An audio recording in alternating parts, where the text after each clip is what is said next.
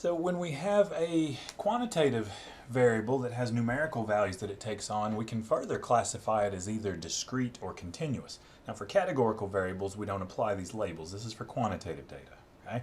And it depends on whether you can count it or measure it, okay? So discrete data, usually it takes on whole numbers because we're talking about counting, although you can count, for instance, down to the nearest cent, or you can count tenths of an inch or something depending on how you decide you're going to count, so you got to be a little careful with that. But think about it, am I going to count this or I'm going to measure it, and could I be more and more accurate with measurements when we get to continuous? But discrete are results of counting, okay? Anything that takes on whole number values, that's going to be discrete. The number of touchdowns scored by a running back, take most of your sports scores, number of touchdowns, number of yards gained by a running back in a game, number of base hits that somebody got, number of home runs somebody got, number of free throws a basketball player made. Things that take on numerical values that are whole numbers that we can count, those are discrete. The number of votes received by a candidate, that would be discrete. You don't get 2.5 votes. You get 100 votes, 105 votes. They take on whole number values that we can count. Okay?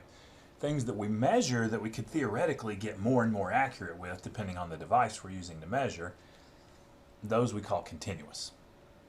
Okay? For example, height, weight, things like that that we actually physically measure, those are continuous.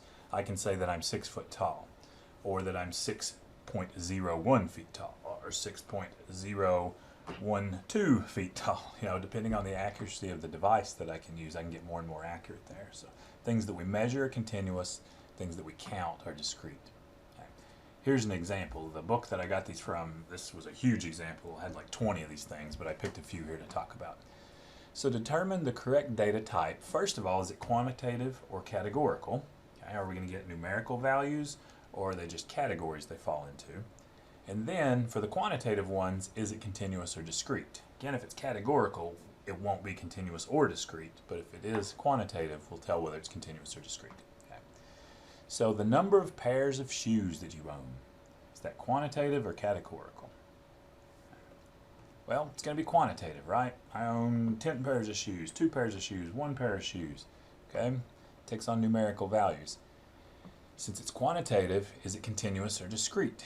Well, I don't own 2.15 pairs of shoes. I'm going to take on whole numbers that I can count the number of pairs of shoes, so it's discrete. Okay? The number of pairs of shoes that I own is a discrete quantitative variable.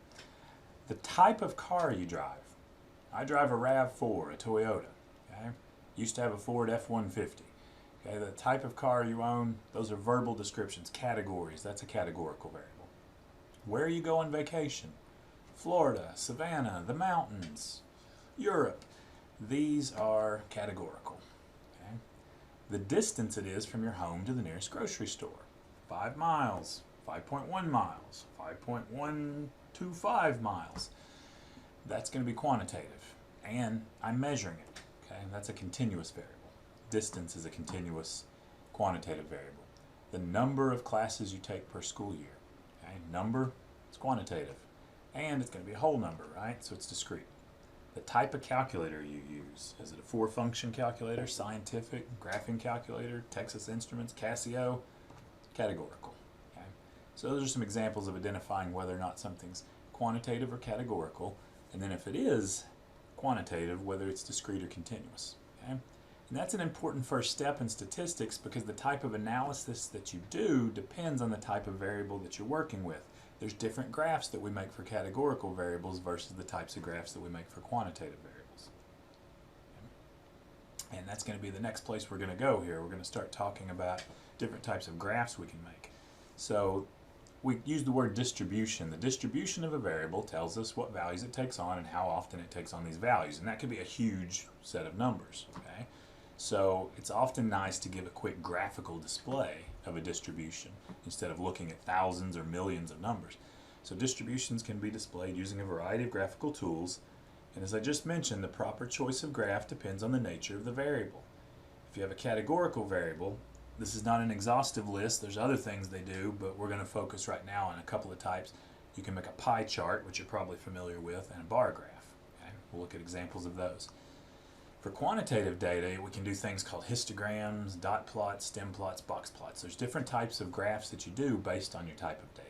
Okay? So the first thing you got to do is decide, do I have a categorical variable or a quantitative variable, and then what type of graph would be best to try to display this.